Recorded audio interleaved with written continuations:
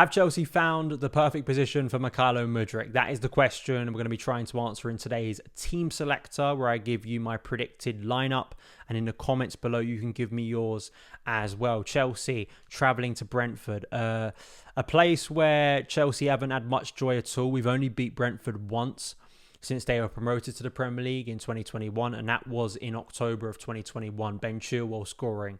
So it's been a long time. They have had joy at Stamford Bridge. They've actually not beat us at their own stadium, which is the G-Tech. I feel like I've just put a curse on Chelsea there. But listen, that doesn't mean I'm overly confident going into tomorrow's game. And I don't think tomorrow's game is that complex for me when I'm looking at it and thinking about how it's going to play out. Brentford, despite their woeful form, despite their concerns about being relegated, and despite a pretty severe injury crisis that Thomas Frank is dealing with, where it looks like all of his first choice defence could be out tomorrow, Brentford do have a set of tools that are really problematic to this current Chelsea team. And that's what concerns me.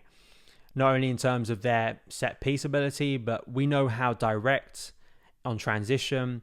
And also the last time Brentford played Chelsea, they were able to really undermine what looked like a pretty decent performance because of quite simple things. Chelsea going to sleep, players not tracking back, balls into the box being problematic. We saw that undo Chelsea in the Carabao Cup final. So it's those things that I think would make us concerned.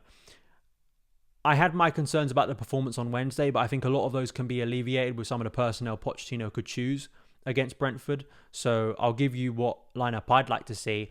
And again, I don't think it's that shocking. I mean, I think that the lineup for tomorrow's game should be pretty obvious based on who's been playing well, who hasn't been playing well, maybe with the exception of one player, and that player, of course, is Mudryk. Pochettino's press conference, luckily, there wasn't a lot of bad injury news. I mean, we know that Nkunku's out for a period of time. It's believed to be a hamstring issue. So we'll see how he recovers. Cucurella and Silva look like they could be involved tomorrow. But I think in the case of Cucurella, he hasn't played for months and months and months. I mean, at this stage of the season, it's kind of awkward to reintegrate him because, before he got injured, he was kind of going like that again with his form. And maybe there is that concern that, he basically has no future at Chelsea. So we'll see how he gets reintegrated. And of course, Thiago Silva, for me, very much is now second choice in Chelsea's defence. In terms of Brentford, they need to start picking up points pretty soon. I think that there was a lot of comfort in the mid-table, which you can still put Chelsea a part of, but maybe I'll try and put Chelsea out of it. The lower mid-table of that kind of promoted three look like they're destined to go back down to the Championship. But because of the Everton point sanction, the Nottingham Forest point sanction, and then also the form of Luton under Rob Edwards, how impressive they've been since the turn of the year, it really has changed things. And, Brentford have lost 7 of their last 10 games. They've conceded a lot of goals. I think it's like 24 goals they've conceded in that time frame. And Thomas Frank has been asked some very awkward questions. I think as well, he's had to struggle with not only injuries, but waiting for his best player, Ivan Toney, to return. Waiting till January. Now, Toney has done pretty decently since he returned. He hasn't, hit the heights yet, but we know how threatening a player he can be. All of these things have made it an awkward time for Brentford. I also do wonder if, Brentford are no longer seen as the surprise package in the Premier League. Like, they've been in the Premier League this is their 3rd season, that teams have kind of figured them out a little bit more. And that it becomes difficult to also, maybe from expectation, from a kind of motivation, to keep doing what they did so well in their first couple of seasons, especially the first season. But that doesn't mean that they're not a threat to Chelsea tomorrow, absolutely. And I think for me, tactically, it's all about set pieces, and it's all about Chelsea just being alert in those moments. I mean, I find it interesting. I was reading a report before recording this show that apparently a set piece specialist is being looked at. And I guess that I think it'd be flippant of any of us to kind of dismiss that as important. Chelsea have been bad at defending set pieces this season. You put that on the head coach, you put that on the coaching team. Why hasn't it improved? And it cost us in the Carabao Cup final. So I really do think that this game for me is Chelsea taking their chances, because they didn't against Brentford and it cost them. Because I think for Brentford, it's a pretty simple approach. It's sit deep, put bodies behind the ball, use the weight of that stadium and how intimidating it can be and how loud it can get. to try and capitalize on transition moments. Look at the speed of Brian Mbeumo, who's always been a really, really impactful player for Brentford and maybe doesn't get as much credit as Ivan Toney. And of course, try and stretch the pitch, try and make Chelsea uncomfortable, use throw-ins, try and be a little bit unorthodox. That's what makes Brentford a really awkward team to play. They are not the most kind of progressive and aesthetically pleasing team to watch, but they are really, really effective. And that's why they've been a Premier League team in recent years. So I really do think that for Chelsea, if they fall victim to the same things they have all season, I think for Pochettino, he's only going to come under more pressure. And I think people are probably right to think that maybe European qualification is absolutely beyond us if we don't win tomorrow. So going into my starting 11, I don't think it's that much of a difficult lineup, but I worry that Pochettino is going to try and throw something in the mix that, especially from a defensive point of view, that I don't think he needs to currently. Petrovic is Chelsea's first choice. I don't know why Pochettino in the presser isn't kind of making that clear.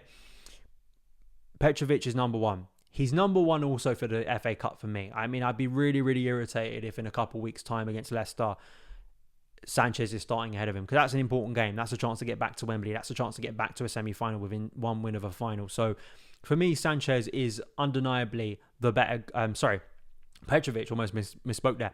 Petrovic is the better goalkeeper. Petrovic has to be starting for Chelsea week in, week out, and he's deserved that right, I think. So for him, it'd be nice to see him back in goal.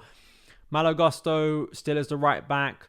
The back two, Axel Disasi and Levi Colwell. This should be Chelsea's first choice back two. I think Disasi is at fault for the first goal against Leeds, but I also do think that he has been one of Chelsea's better players in recent weeks. Maybe there's a chance for Chalobah to come in here.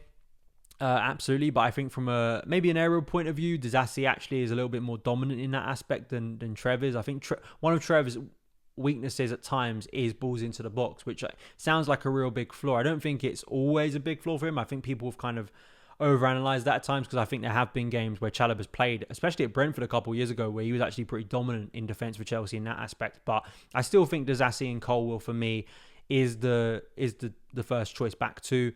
Ben Chilwell at left back.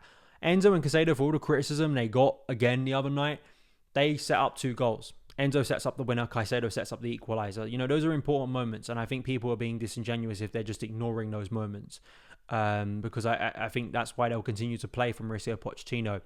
Cole Palmer hopefully is over maybe the illness or whatever it was, or fatigue that he had the other night. That means he'll start.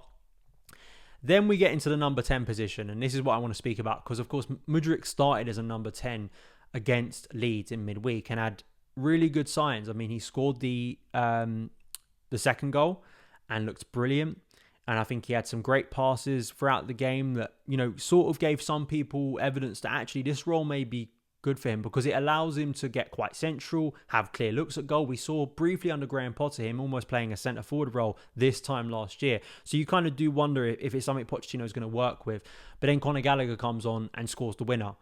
And I just can't believe that Chelsea are a worse team when Conor Gallagher is playing. I think we lack energy. I think we lack purpose.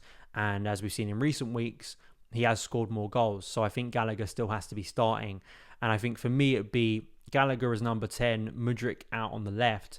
Really, for me, Mudryk, he scored. He took his opportunity in midweek. If he gets another opportunity here, he has to take it. Because we know Pochettino is more likely to go back to Raheem Sterling, and I wouldn't be overly surprised if Sterling is still in the starting lineup. But I think Mudryk, can he take his opportunity? And if he does play a more central role, can he still be as impactful? Let me know your thoughts in the comments below.